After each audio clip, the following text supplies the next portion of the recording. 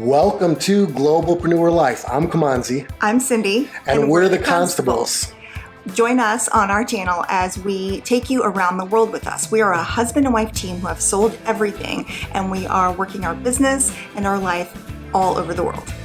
Be sure to like, subscribe, and turn on the bell notifications so that you get notified each time we release one of our Globalpreneur Life videos. And we hope that they help you live, work, love, and build a life all over the world.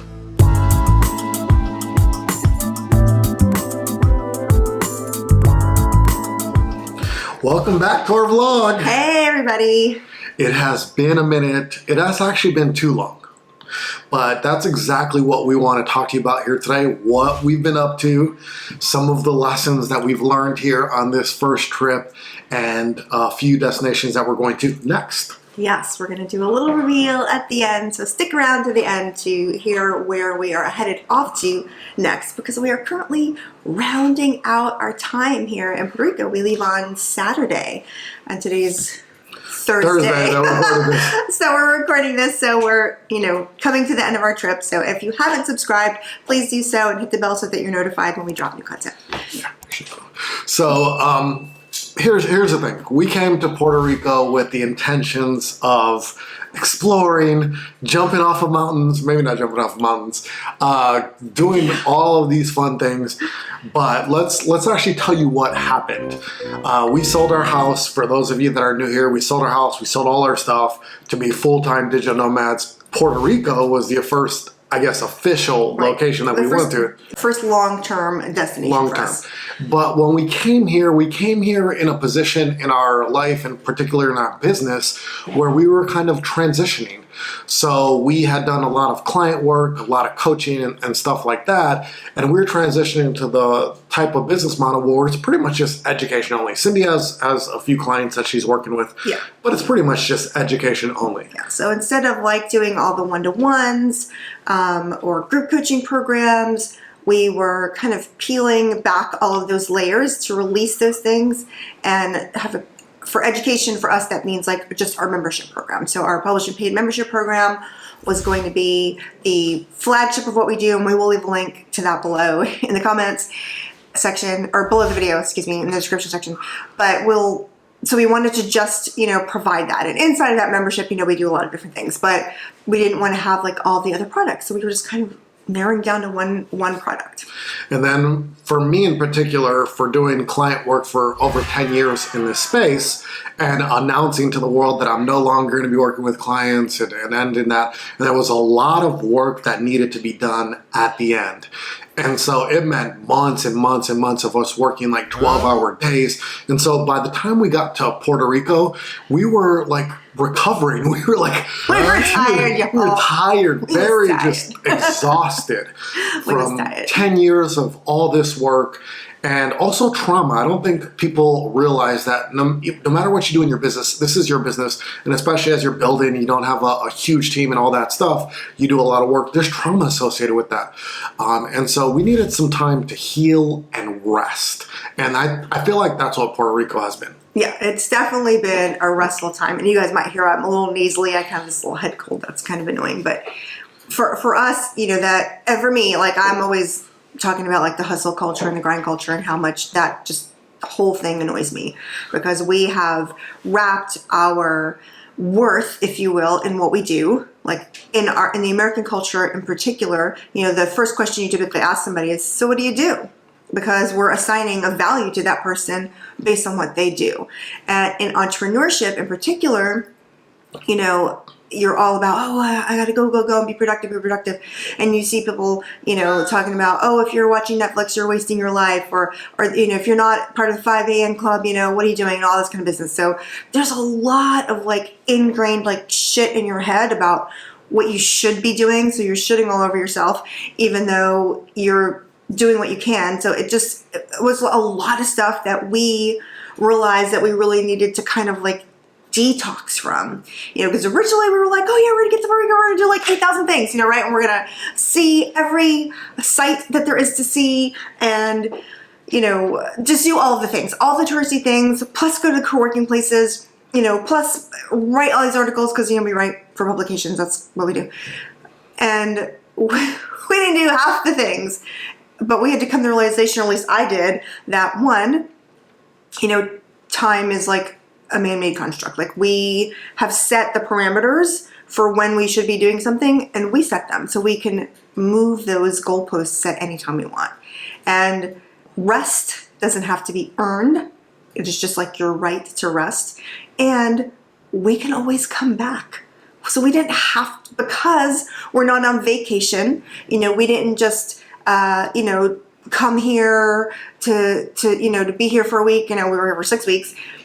And whatever we did or didn't do was perfect. So we had to release like that toxicity around productivity and what we should have done while we were here. And I view our time here as a win, especially for me, because I needed to heal. I needed to rest. I wanted to get to the point in my life where I was not waking up with an alarm clock. I have pretty much my whole adult life waking up with the alarm clock and then got right to work. And so to be able to sleep in and to wake up naturally and to be able to work at my pace, and some days that I didn't want to work. And what's interesting is our business still kept trucking on, customers still kept coming in, and we did do a few things. I feel like between the driving here on the island, because of the way that the infrastructure here is on Puerto Rico post Maria, there's some infrastructure, it needs some infrastructure help. Yeah. And so me just driving to various places, it felt like some work. So we did go to San Juan quite a bit, and we did drive through the middle of the island, which was, that was a little bit interesting experience. We'll have to talk about that in a later video. Yeah. Our daughter came here for a weekend, and we did go to the rainforest and ATV through the rainforest, we went which to the was beach. So fun. we have had a good time, but it's been a much slower pace. And of course, Kimanzi's talking about waking up with no alarm. I've been saying for years that I have alarm trauma, because when I left my corporate job in 2018, my goal was the only time I need to set an alarm is if I have to catch a plane. Outside of that, I will be awake when I get awake, and that's that. And so I'm glad he has joined the Wake Up When You Want Club. Yeah, and that's been great to heal from that trauma.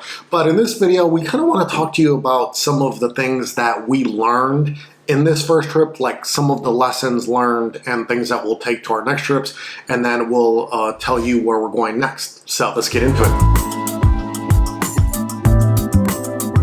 So we made a list because we didn't want to forget to tell you guys stuff. So by the way, in the time that I've been in Puerto Rico, I did receive my birthday gifts. I got this iPhone 13 Pro Max, and I did get the new 16-inch M1 Pro MacBook Pro, and Cindy did bring this back from Florida when she went on a little vacation there, and I'm very grateful to have this. I did take a week-ish over in Florida to handle some stuff personally, and brought back goodies. Yeah, so I'm very grateful for this.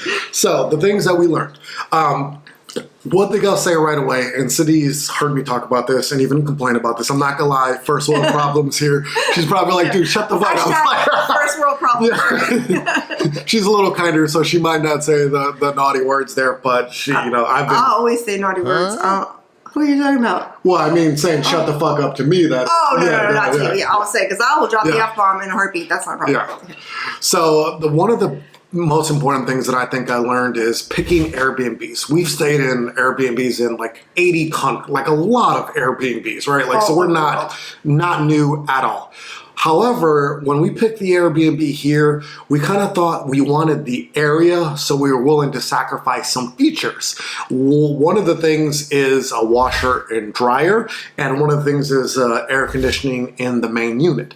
Now, that might not, on paper, when we looked at this, that, we're like, okay, it's got air conditioning in the bedrooms. And it said like the laundromat was closed. Now, mind you, I haven't gone to a laundromat in my...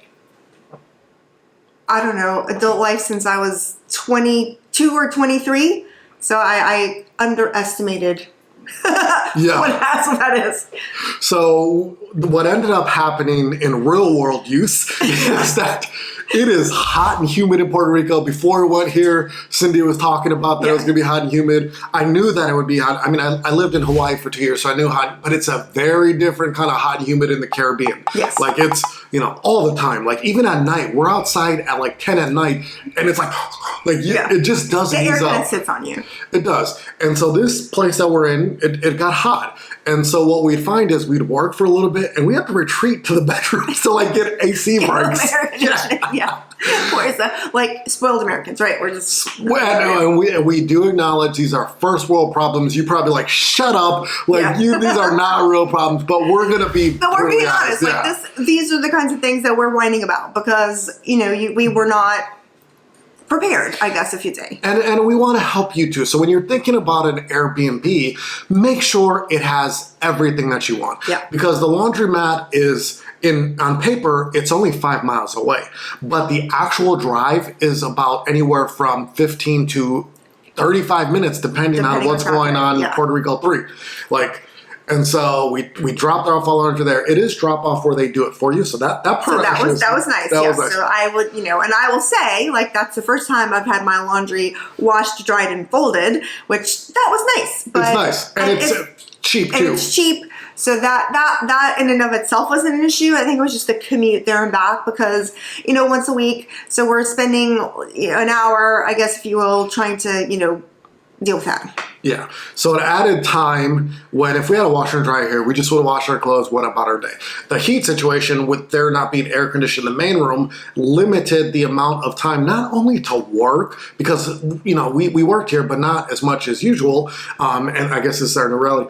But even like watching Netflix on the couch with each other or just hanging out or like when I would cook and it would get really hot, really hot very quick. So, or whatever meal. So it's like all the fans are on, you got, windows open. So yeah. So if we had a mini split air conditioning in the main room, I think it would have made our lives a little bit easier. But the whole point of this rant and first world complaining American situation is that pick an Airbnb that has all of the elements that you want. Yes. And I can't speak for Cindy, but like when I was looking at this Airbnb, price was on my mind. I'm like 42 days at an Airbnb. I mean, it ended up being incredibly cheap for the 42 days, but I'm still thinking, I'm like, man, dude, that's like, $4 or $5 grand that we're gonna spend right off the bat. And like my, little chibi brain was like, I don't know that I could do that. Let me just, sacrifice a few things to get, and you know what? Pay for the $6,000 Airbnb. And of course, that's if you're staying as long as we're staying, that has all of the elements that you want. And then figure out as an entrepreneur, what kind of sales do I need to make? What do I need to do to make this happen? What do I need to do to make it happen? Don't cheap out on that. Which is normally where we live, but, whatever. Again, here nor there. This was one of our first long-term trip, because typically I think the longest we stayed has been about 2 weeks, right? So, this was our first long-term, over 30-day stay at an Airbnb. So it's our, we figured it out. So that was my first lesson. What you got? So hang on, let's get the list back out. For me, realistically, it was about like, what did we envision accomplishing versus what we actually accomplished, and then reconciling those things. I think you called maybe this like be kind to yourself, and that's kind of how I would see it too, because again, that hustle culture, right? We were going to do like, we're going to set the world on fire because now we're like, full-time traveling and we don't have any other, if you will, responsibilities, kids, grandkids, whatever, those kinds of things. And I think we actually ended up accomplishing everything we set out to, but the way that it looked was very different. So in my mind, we were going to be like working, all day and doing all of these things to accomplish those goals. And in actuality, we ended up working only a few hours a day, and some days not at all. And, caught up on my shows and watched a few new series, which was fun, so screw all of you who say, Netflix is a waste of your time. I disagree because we like entertainment. We've been to the movies, so we have done things that were nourishing to us and still met all of our goals, increased our revenue, increased enrollment in our program, got published in new publications, like all the things. And did things that we did not even know were possible doing. Even just today, things have happened like that. We're like, what? And it didn't happen the way we thought it was going to happen. So I had to reconcile the how I thought it should look like with what it did look like, and kind of be okay with that difference, like in the middle, if you will. For Kimanzi, called it Be Kind to Yourself. And I guess at the end of the day, that's what it was. Instead of like feeling bad, like, oh, I should be working harder or doing more, or I shouldn't be like on the phone with my girlfriend for an hour, I should be working right now, or, I shouldn't binge this Netflix show on a day. Like, says who? Like, who says? And so just really, really working through like reconciling that was helpful to me. Yeah, definitely for me. When I sat back and I thought about our time here, we accomplished more than we set out to accomplish. I know I personally accomplished more than I set out to accomplish in the fact that I did adjust to waking up without an alarm clock at 10:30. Some days I only woke up after Cindy. Like, whoa. Like, if you know our relationship, you would know that's not normal. That's not normal. And then the ability to work, but just in focused blocks of time of getting good production out there. We did a lot of good things. And we even went to co-work at Starbucks.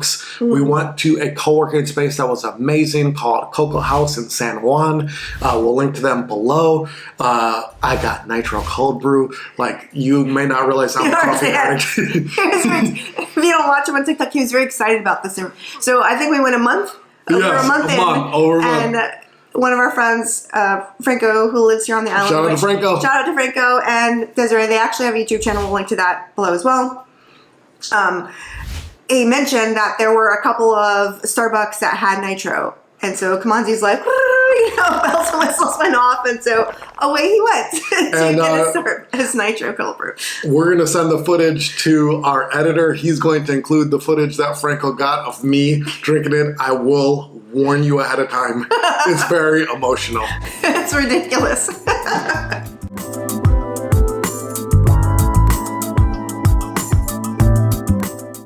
And then the next thing that I'll mention that we learned from our time on this first trip is just do your research.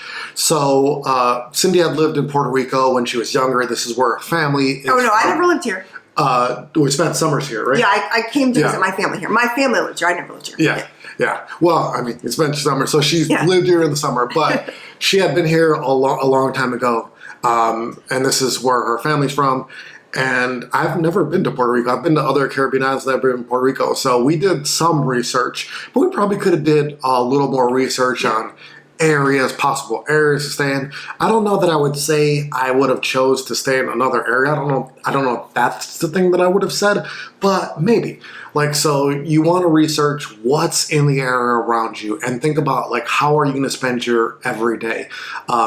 Like, we were going to other locations and we did a lot of research on making sure there's grocery stores close, making sure that everything we need, there's a washer and dryer, like something as little as a Walmart. Air conditioning. There's air conditioning. If it's hot. Yeah, but the place is not going to be hot. But it's not going to be hot. No, it's not going to be hot. So just do your research and then think about what do you really want from the area that you're going to. Well, it's knowing what kind of experience you want to have there, right? And I think for us, because it was our first long-term trip and it was our first foray into like full-time digital nomadism or location independence, as I like to call it. I don't think we knew initially what kind of experience we wanted to have, right? Like, what did we want our days to look like? Because we don't have a house to maintain, like all the things that, you have to do for normal life. And in our normal life, we had a kind of a routine, right? We did kind of the same thing, like every day or whatever. Pretty much. It was, it was a pretty routine. So we didn't really know what day to day, a day in the life, if you will, was going to look like. And I still don't know that we fully have that fleshed out. Not even a little bit. No day looks the same in our lives, yo. We are so just keeping it breezy over here. Yeah. But so I think, if you're going to stay long term, deciding what type of experience you want to have is important, because then that might inform where you want to stay in that country, right? Even though Puerto Rico is a small island, the infrastructure is, for lots of reasons, in the different sides of the island, life is different. In the different towns, life is different. So, what kind of experience do you want to have? I think is important to know. And if you don't know, then you just kind of go and just like we did, figure it out while we're there. And, when we come back to Puerto Rico again, which, this is my homeland, so coming back is definitely a thing that will happen for us. We might stay in a different part of the island and then have a totally different experience on a different part of the island. So I'm not coming back. Okay, well, I'll see you when I. I'm just kidding. No. Whatever. Just kidding. You do what you want to. Well, damn. I'm not the boss of you. I mean, if you want to come back, So if you had done some research, like now that I know what I know now about Puerto Rico, if I wanted the experience where I got a lot of stuff, I would have stayed in San Juan where they have Uber Eats and they have Starbucks and they have everything. And I could probably, if I stayed in, let's say, apartment in San Juan, I could probably walk to everything. It seemed very walkable to me. Yeah. But I wanted the authentic, and we wanted the authentic experience. We're in a very authentic neighborhood. Yes, we got that. 8 a.m. There's music. There's life happening. There's roosters. Before that, it's like the crack of the sun. Life is happening. There's a lot going on. Which is what we wanted. So this is exactly what we wanted. And so we're not disappointed with our experience. Not at all. It's been great. Absolutely. And we could see the ocean. Actually, we'll do a little B-roll and we'll show you that we can see the ocean from where we are. So so it's been good. But I think knowing what kind of experience you want to have is important, and then kind of going from there. But for us, I think we're going to still have to flesh out what does our workday look like. And I don't know that we'll ever have a traditional workday. No. Which is for us, okay, so our number one value is freedom. And freedom in all aspects, right? So to be able to live our life the way we want to live, which means getting up when you want, working when you want, that kind of stuff. And working on the things that you want. On the things that you want, which is why, we've been in this process of redesigning our business, even though we've had, our business has been open for, over a decade. We, as you change as a human, you have new iterations, right, of what you're doing. So for us, working on the things that we find enjoyable is important. And I discovered human design and the universe and all of this stuff when I met Cindy, when she told me about getting theta healing with their coach. And I'm like, what the hell is this person talking about? He walked into my world. But one thing that I've learned from our coach, Mega, shout out to Mega, and one thing that I've learned from Cindy is the universe gives you more of what you want and you focused on. I told Cindy very clearly when I got here, I just want to be paid to write. I don't want to coach clients. I don't want to do, even though I create amazing pitches for our clients have created amazing pitches, and we've done that as an agency. I just want to be paid to writing. And what's happened since we came here? Yeah, so we've just been paid to write. We've paid to write. Publications that pay, and now we're getting paid to write, which not that we weren't before, but it's at a significant level now. It's at a significant level now. And so we're just, kind of morphing and changing. So that's why I think a day-to-day in the life is going to morph and change for us. And of course, we launched this YouTube channel, so that's a whole new endeavor. And we don't have the time to cover it in this vlog, but for me, there's all of the emotional aspects of becoming location independent in midlife as well. So that I'll have to cover in a separate video. Y'all need to go in the comments, call her out, tell her she needs to make this video. It will go on this channel. It'll just be her talking about the emotional. Call her out. Make sure she makes this video. Please go in the comments. The whole vulnerability aspect is difficult for you girls. So just cue the celebration. Cue the celebration. Oh my gosh. Okay. Yeah. So those are the things that we learned, and now let's tell you where we're going. Drum roll. So Cindy will, or I'll tell you the fast travel, and then Cindy will tell you the next major location. Okay. So we're recording this on a Thursday. We leave on a Saturday. We're going to be in Atlanta for a few days visiting our daughter at Georgia Tech. Go Alexis. Yay. Yeah, so we'll be in the city, and we'll, of course, vlog and take you along on that journey. And then from there, we're going to be driving from Atlanta because that's where our family car is. That's where the car is. That's where the car is. Yeah. I think it's more our daughter's car. I think it's our daughter's car now, but that's okay. Yeah. She's going to let us borrow it for a little while. And then we're going to drive, and we actually did get an Airbnb where we're staying in Florida so we can see our grandbabies. They're going to probably make an appearance here. We'll see our grandbabies, see family, and we're going to be there till December 2nd. And on December 2nd, we head to Miami My birthday's on December 3rd. I turned 41 years old, so whoop whoop. And we got a high-rise penthouse place in the Brickell area of Miami. I haven't been in Miami like that, but Cindy says and it's a bomb overlooking Miami Beach. Overlooking Miami Beach. That's amazing. And then we're going to hop on a cruise on December 4th. Of course, we're going to vlog all that. Yes, we'll vlog all that for you. And we're going to be on a cruise for my birthday. And we're on the Symphony of the Seas, the current largest cruise ship in the world, because I think the Wonder of the Seas is the actual largest. That doesn't come out to next year. It's coming.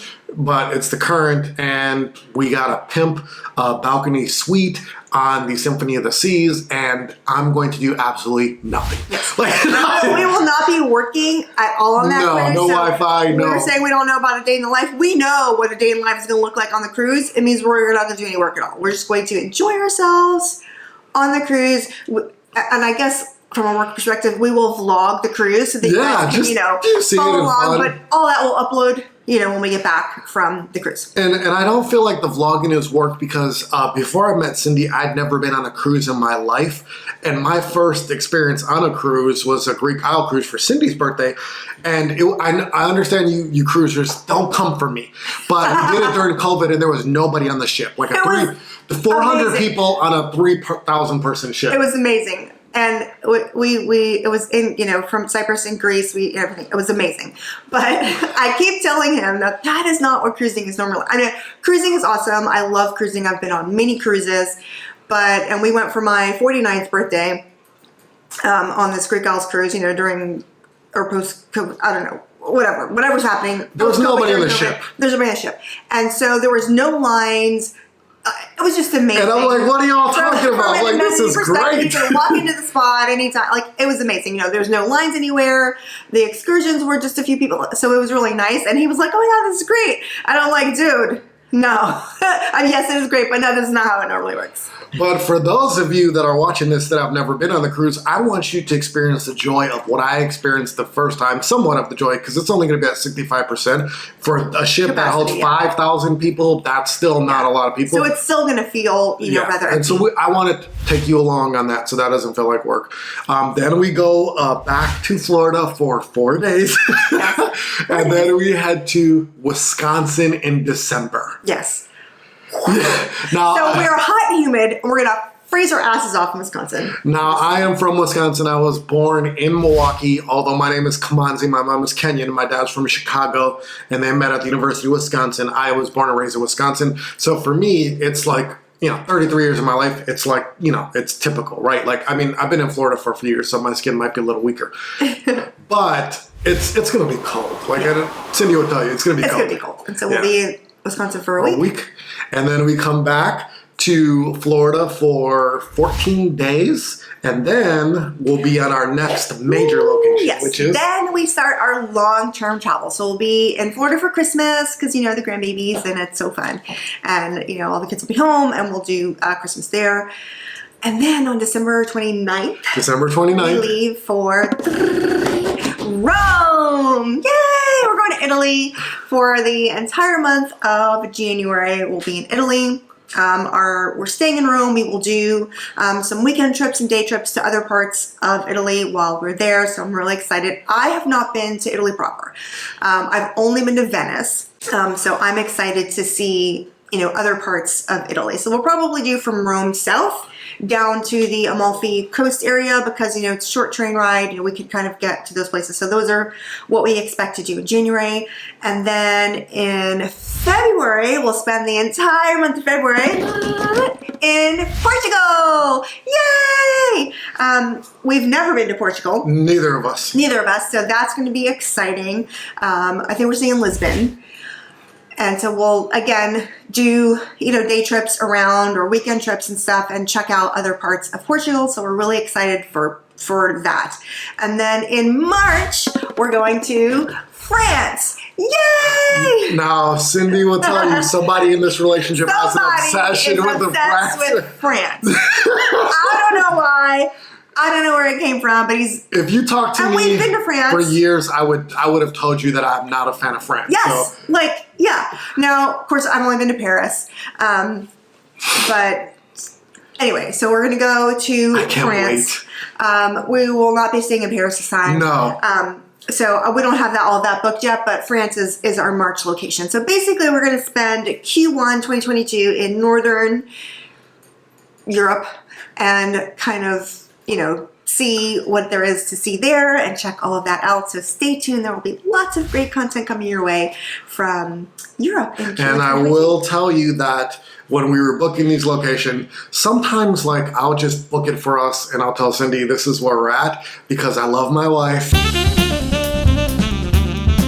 But sometimes we can go around and around in circles. I may or may not have ADD. Okay, I do. And sometimes making a decision is a problem for me because it's like squirrels having right in my brain. What are you going to do? And so when we did book our Airbnbs for Rome and for Lisbon, Portugal, we made sure they had everything that we wanted. Like, yes. We even spent... the view, the amenities, all the things. We spent a little more than we had budgeted for Rome, and we went back and forth on this, and we're like, look, we just got to do it because it has a huge outdoor terrace that we're going to take you on, and it has... everything that we want. And our daughter is going to be with us for the first part of our room trip. Because she has break from college, and so she'll be there for like a week. But we're going to take you along on all of that journey. Those are Northern Europe. It's going to be colder. It's going to be like in the 60s and 70s, which I cannot wait for. I don't even think it's going to be in the 70s. Yeah. Well, I can't wait. So, I got to get a coat. Yeah. That's going to be cool. She's been to Wisconsin at the beginning of January, and she got that initial get off the plane, and it was like minus... negative 22 degrees Yeah. Fahrenheit for those watching in other countries. The U.S., we don't use metric systems. So she can have like 40, 50 in Northern Europe. Yeah, I can do it. Yeah. But that's where we're at. We might try to hit a few things like tomorrow. We're talking about co-working, so if we get some additional footage of Puerto Rico, we definitely will. But this was a healing trip for us, and I'm fine with it. Me too. I've loved our time here. I think it went great, and I'm sure as we continue to do this, and we have longer term stays over the months, we will learn more lessons and have more things to share with you guys. So that's it. Make sure you like, subscribe, share this with your mom, your friends, everybody. Come on, we're trying to blow this up. Right. And we got we're going into Europe and we're going on cruises and we're going on Delta One cabin and there's a lot of good stuff you're all about to see. So you should be subscribed if you're watching this.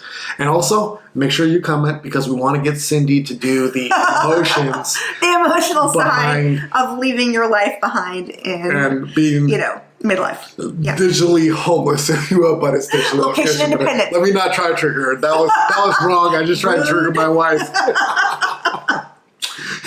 We do love each other. Yes. Oh my gosh. All right. So see you in the next one. Bye, everybody.